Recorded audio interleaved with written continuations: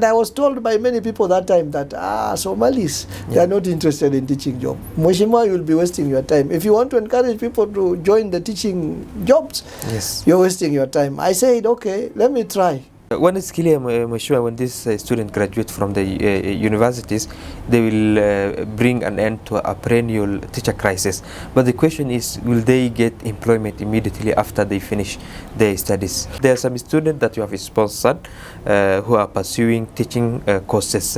Please update us on how far they have reached and when the soonest that we can expect them back in the society, back in the schools. Very good. I think that is also another problem that I confronted when I was elected. Immediately I came in, I came to a constituency and a county and a region where there was a teacher crisis. A lot of teachers who were coming from other parts of the country were running away from the region because of the insecurity that has been affecting them for some years. And at one time, schools were closed, and the entire lot of the non-local teachers refused to report when the schools were opened. That was, I think, a year and a half ago.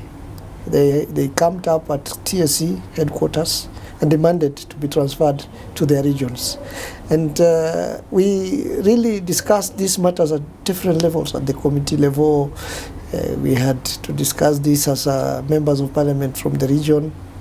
And one thing became very clear to me, that this problem has been there before I even became the MP.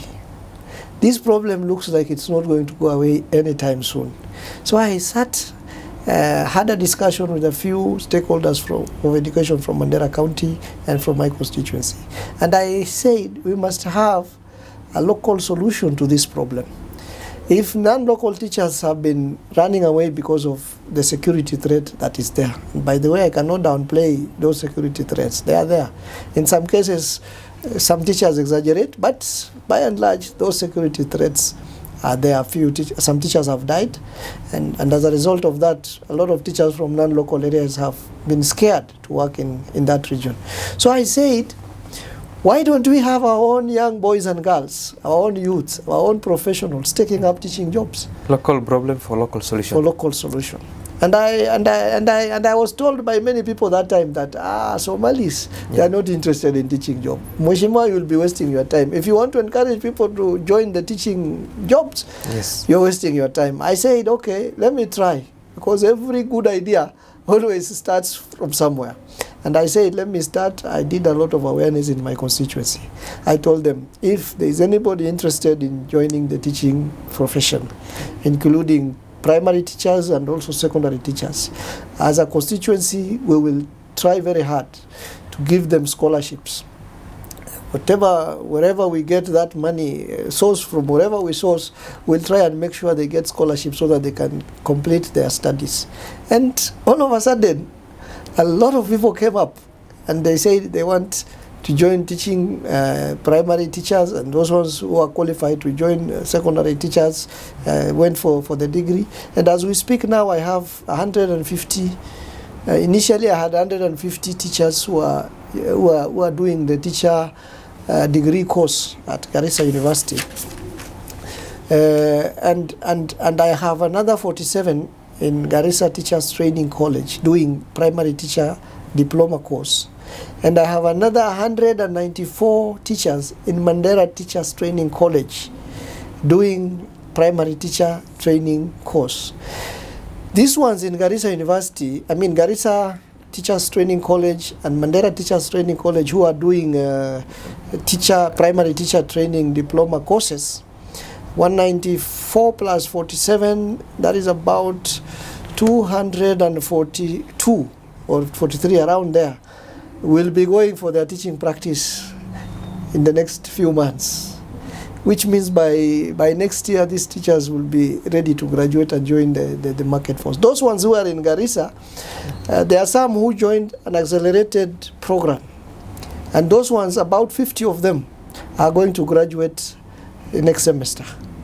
So I am hopeful by the time my first term ends, the first 5 years ends, I'm very positive I'll have almost 150 teachers graduating to teach secondary schools, and 230 something, 40 something, I don't have the exact numbers in the head, who will be qualified to teach primary schools in our region. So these are boys and girls who are born in Mandera, Mandera East, Lape. I mean, for those ones, they are the ones who are born in Mandera South constituency, because they are all coming from Mandera South constituency, except those ones who are in Garissa Teachers Training College. Some of them are coming from Banisa, because I took them on board when they approached me, and they did not have an MP by that time. So all of these teachers, boys and girls, the young teachers who are going to come out by the end of next year, are coming from the region. So this insecurity problem that has been scaring away teachers every time something happens is going to be a reprieve for us, because these ones are born there, their fathers are there, their mothers are there. Even if they want to run away, they will not run away to anywhere. They have resolved that they will serve their community, they will teach in their schools, and this, I think, is a local solution to a local problem which has been there for a long time. And believe you me, if we have another cycle of teachers, because other MPs have also joined me in their constituencies in trying to beef up this teacher. I have seen Mheshimiwa Hon.Abdul from Wajir South, Mheshimiwa Abdi from Ijara, and Baro from township in Garissa. I think Hussein Abdi Barre from Tarbaj. A lot of these MPs have now come up and sponsored a number of teachers from their constituencies. When these teachers all graduate, we'll have excess teachers in Northeastern, which means TSC will not give an excuse of, we don't have people to recruit in your region.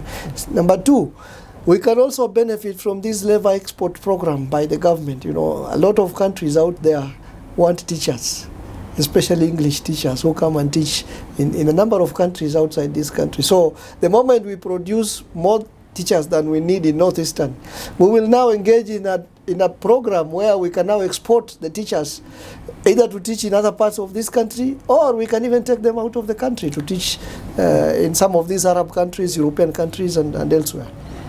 One is clear, Mheshimiwa, when these students graduate from the universities, they will bring an end to a perennial teacher crisis. But the question is, will they get employment immediately after they finish their studies? That is a very good question. You see, right now the problem we're having in our region, by last year we had a 52% teacher shortage in Northeastern. And we approached TSC and told them, what do we do? They told us, do you have people to employ in those positions? Those positions are there. Do you have people? So we did not have our own students who had graduated to teach. So I think we will fill those gaps which exist in our schools, and THE will have to employ them, because the other teachers from other parts of the country have been scared to come to our region because of the insecurity.